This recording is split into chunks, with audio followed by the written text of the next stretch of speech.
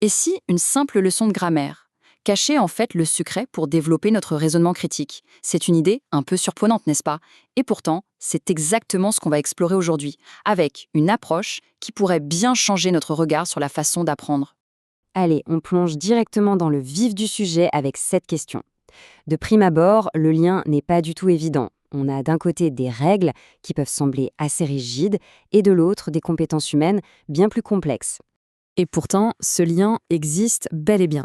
En fait, il est au cœur d'une méthode d'apprentissage qui arrive à connecter la rigueur de la langue à l'intelligence émotionnelle et à l'esprit critique, et ça de manière étonnamment efficace. C'est donc la promesse de cette analyse. Partir à la découverte d'une démarche où l'apprentissage de la grammaire devient une sorte de terrain d'entraînement pour des compétences qui nous sont essentielles au quotidien. Alors là, on touche vraiment au cœur du sujet. C'est un vrai changement de paradigme. On passe d'une approche où l'on reçoit passivement des règles à mémoriser à une approche où l'on devient un véritable enquêteur de la langue. Au lieu de commencer par la règle toute faite, eh bien on commence par se poser des questions. Et cette nouvelle approche, elle a un nom, le chantier de grammaire. Il faut voir ça comme une sorte d'investigation structurée, une quête pour déchiffrer les mystères de la langue par soi-même. Le processus se déroule en 5 étapes bien définies, qui guident l'élève de la curiosité initiale jusqu'à la maîtrise. Et ce qui est intéressant, c'est que chaque étape est conçue pour construire non seulement la connaissance de la grammaire, mais aussi des compétences psychosociales. C'est parti pour la première étape, le début de l'enquête. C'est vraiment le point de départ de toute cette aventure intellectuelle. On est donc tout au début du processus, la phase d'observation. C'est là qu'on collecte les indices sans aucune idée préconçue. Donc à ce stade, les élèves se retrouvent face à un ensemble de phrases. Leur mission? Tout simplement observer, comparer et essayer de repérer ce qui se répète. Par exemple, des phrases comme «le chat court» et «les chats courent». Sans même connaître la règle, on remarque qu'il y a un S apparaît, que le verbe change.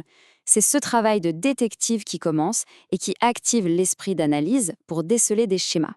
Et c'est justement dans cette phase d'incertitude où on ne sait pas encore que 2 compétences fondamentales sont entraînées. La pensée critique, bien sûr, pour analyser l'information, et la conscience de soi pour évaluer ce qu'on sait et ce qu'on ne sait pas. Bon, une fois qu'on a collecté les indices, il est temps de passer à l'étape suivante, formuler une théorie. On avance donc dans notre investigation. On arrive maintenant à l'étape de l'hypothèse.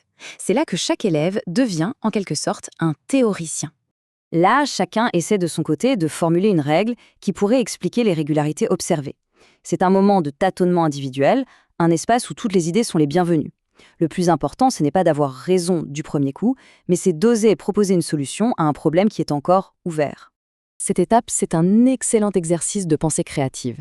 Ça apprend aussi à gérer ses émotions face à l'inconnu et surtout à accepter que l'erreur fait complètement partie du processus d'apprentissage. Ça construit une véritable audace intellectuelle. Maintenant que chacun a sa propre théorie en tête, il est temps de les mettre en commun, de les confronter. On entre dans le cœur social et collaboratif de la méthode. Nous voilà au milieu du parcours, à l'étape la plus interactive de toutes, le débat. C'est la question fondamentale de cette étape. Parce que l'objectif, ce n'est pas de gagner une joute verbale, non. Le but, c'est de construire une compréhension commune, ensemble, à partir des désaccords. Le concept clé ici, c'est ce qu'on appelle la décentration cognitive. Alors, qu'est-ce que c'est concrètement? C'est la capacité à sortir de son propre point de vue pour essayer de comprendre la logique de l'autre. C'est un peu comme essayer de voir le monde à travers les lunettes de quelqu'un d'autre pour comprendre comment cette personne voit le problème. C'est une véritable forme d'empathie intellectuelle.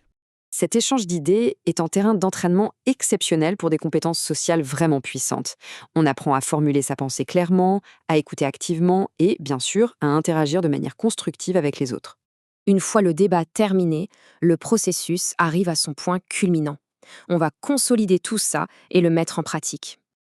On arrive à la conclusion de notre enquête. Les 2 dernières étapes permettent de concrétiser tout le travail qui a été fait. D'abord, on crée la règle ensemble et ensuite, on l'applique individuellement. Regardons ces 2 dernières phases. D'abord, l'étape 4, la création de la règle. C'est un moment crucial. Tout le groupe se met d'accord sur la meilleure formulation possible. Ce n'est plus la règle du livre, c'est leur règle. L'appropriation est donc totale. Puis, étape 5, l'application. Chacun doit transférer cette règle qu'on a co-construite dans ses propres textes. C'est le test final qui transforme une connaissance théorique en une compétence bien réelle et qui permet de réduire l'anxiété pour bâtir une vraie autonomie. Et voilà le résultat au final. Pas seulement des élèves qui connaissent leurs règles de grammaire par cœur, mais des penseurs autonomes, capables de raisonner sur la langue, de résoudre des problèmes et d'aborder l'écriture avec beaucoup moins de stress et beaucoup plus de maîtrise. Et on termine là-dessus avec cette pensée qui finalement redéfinit complètement l'enjeu de l'enseignement de la grammaire. Peut-être que son véritable pouvoir caché, il est là. Nous apprendre à observer, à théoriser, à débattre et, en fin de compte, à mieux penser.